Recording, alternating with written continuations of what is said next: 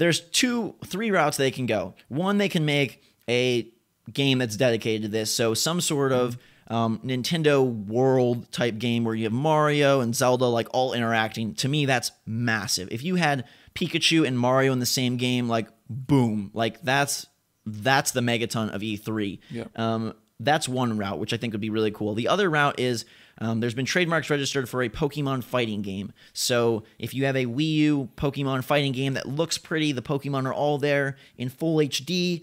Maybe that's not the most exciting to us, but boy, is that a big seller at Toys R Us at Christmas time. You know, you buy all the Pokemon figures.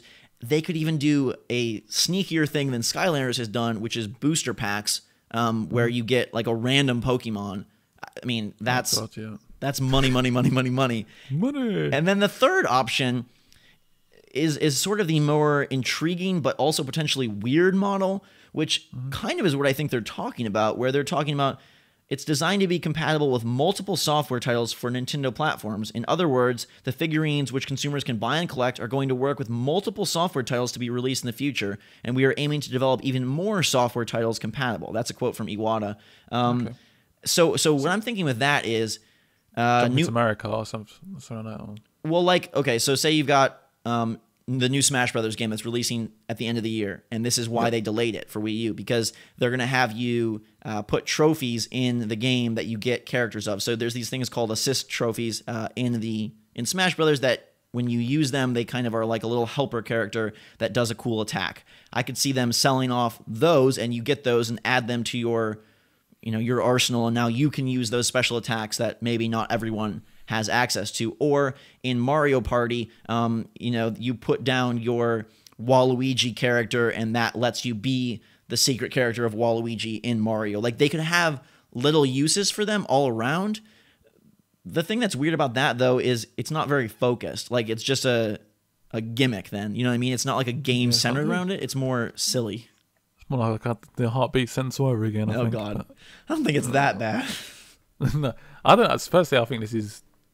I don't know. Are you excited for it? I'm very excited because as soon as Skylanders came out, the first thing I thought was Nintendo with Pokemon. Now, they could completely deflate this by having it be boring or by having it be too small time. But they're talking about this will launch with Wii U this year and then 3DS next year, and they're going to have a adapter for the 3DS. So they're clearly making like a big commitment to this. Like it's a big deal. It's a cross-platform venture for them. The figures work on both platforms. The infrared reader for the 3DS comes out in the first 6 months of next year, and they're going to show games for both Wii U and 3DS at E3. So like this is they lost 46.4 billion yen in their last fiscal year, which is $456 million. So clearly this is something they're banking on heavily, and with that much investment, I'm hopeful that it's really good. Yeah, well, I hope it works well, but I'm not particularly excited at all. But I think it's just more of a gimmick. For you, though, you'd be more excited with a brand new. Okay, let me ask you this: do you want a brand new Nintendo game entirely, like new character, brand new IP? And okay, so you want new IP? One that just wows me, and I want to pick up my Wii U and play with the screen. I would love that as well. I think we're more likely to get a new Metroid game, a new Star Fox game, Smash Brothers, and Zelda are my kind of 4 feature games. I think even that's pushing it. Probably pushing it, but I think they're more likely to dip back into some of their franchises that haven't been covered lately, which is Metroid, Star Fox. I would say F-Zero because a lot of people have been clamoring for that, but with Mario Kart this year, probably not.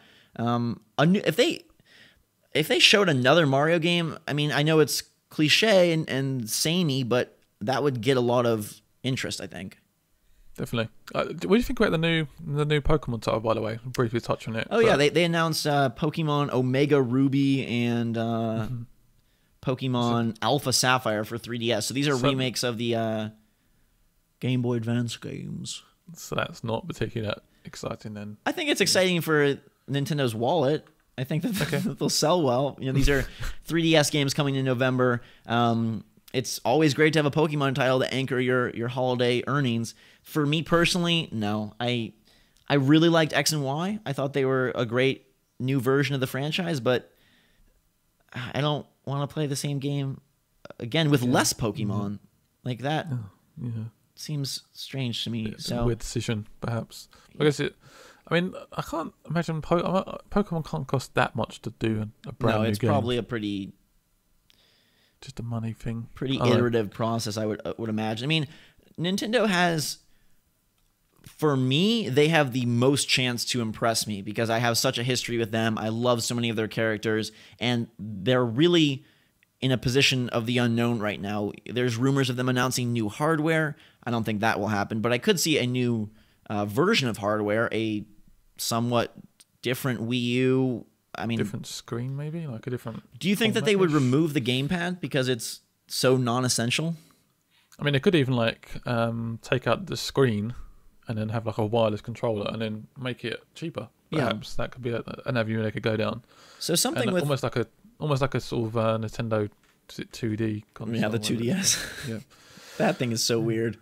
I forget that it's even on sale sometimes. But we don't know anything really for 3DS except this new Pokemon game. And same with Wii U. We know Smash Brothers, but not much beyond. So I think they have a chance to be the most exciting because even though everyone's down on the Wii U, even though it's basically unsalvageable at this point, Iwata did say we can't announce the next thing until our customers are satisfied and on board. So they are going to double down and try to make the Wii U something cool. Okay, I guess that's a positive. I mean, I think they got the option to make me excited about the Wii U, where I think perhaps Sony now, reading all this rumors and stuff, I think I'm gonna be down whatever happens now. I think if they don't announce Project Beast or that we don't see this new other game, you know what I mean? Just like there's so much rumors now. Yeah, hype cycles are weird like that, where if nothing's announced, you're like, whoa, about everything. But if they have one of these stupid leaks where it ends up not being true and you are hopeful for that, it's in your mind, you're like, got it. Oh, they only announced God of War. Like, I mean, if you have a dream announcement, what's your dream announcement for E3 from either Microsoft, Sony, or Nintendo? This one. Well, it's just a game, really. I want Fallout. Yeah, Fallout 4. Do you think it happens this year? It's been a long time now. Todd Howard has been away for a while, so I think it's going to be something. I don't think it's going to think. Well, I think it's going to be this year. It might not be E3, perhaps, maybe, but we'll definitely hear something this year about it, and it'll come out next year, hopefully. Did you see that the Elder Scrolls Online was delayed for consoles? Yeah, we heard about it before. Then 6 months, is it delayed? Which is apparently you can transfer the characters over, which is amazing. Who'd want to do it anyway? The game is not good, and now 6 months later, it's going to be even less good. I feel like Bethesda's in a weird spot because they've got Elder Scrolls now, which isn't out for consoles. They've got The Evil Within, which I've heard isn't very exciting. Yeah. They've got Wolfenstein, which, I mean, you've played it, right? I have played it, yeah. It felt like I played it last year, and it felt like a very old first-person shooter. But I have seen recent footage, which is getting me a little bit more excited. It does look quite good. I like the whole World War II sort of Nazi theme. You can go like a sort of stealth route. You can go like a full-on gun blazing as well, which is we haven't had a full-on like Doom like guns blazing game for a while, have we? I mean, and it could be quite fun. Sure, and with next-gen graphics, that ups the ante a little bit. That comes out this month, actually, doesn't it? Is it this month? I believe so. I want to say it's May 20th. Gee, that's quite soon. Which is sort of out of nowhere. So I guess that's off their schedule. So they'll be makes sense, doesn't it, to Fallout do something big? It makes sense to do something with Fallout. For some reason, I feel like it's not going to happen because I think we would have heard something. This year, do you think? Or yeah, I would be this year, I reckon, at some point. I would love for it to happen. I just don't know if they're. I wonder if a game like a Fallout or an Oblivion or a Skyrim takes that much longer to really figure out all of the inner workings of AI and graphics and systems of a next-gen console, because there is so much more involved. Even if the game is the same length, like think about how many permutations and things are in Fallout versus like Infamous. You know what I mean? It's like ages, but the team is so massive now. It has been a decent time since Skyrim now. So true. When was Skyrim? Skyrim 2011? Yes. Skyrim? So that's like 3 years. Yeah, 20. Yeah, that's so 3 years. Yeah, we've got to hear something, surely. Yeah, now that I look at that, they can't go 5 years between massive titles. Yeah. I'm not saying it's going to be like E3 definitely, but I think there's going to do something this year at some point they're going to announce something like a teaser trailer like they did with Skyrim or something, and just get it in people's ears. Do you think, just as a few last touchstones on E3, do you think we'll see Tomb Raider 2 at any of the conferences? No, I was going to ask about Mirror's Edge. Do you think we see any more gameplay on that? I think we have to. I mean, I think that's an EA thing, but yep, I think we have to. I've heard that game is still which is fine, way far off, which is okay. But I don't know why they announced it, but it's fine. I think they had to. I think it'll be interesting to see because last year was kind of like show off all this crazy stuff. Battlefront.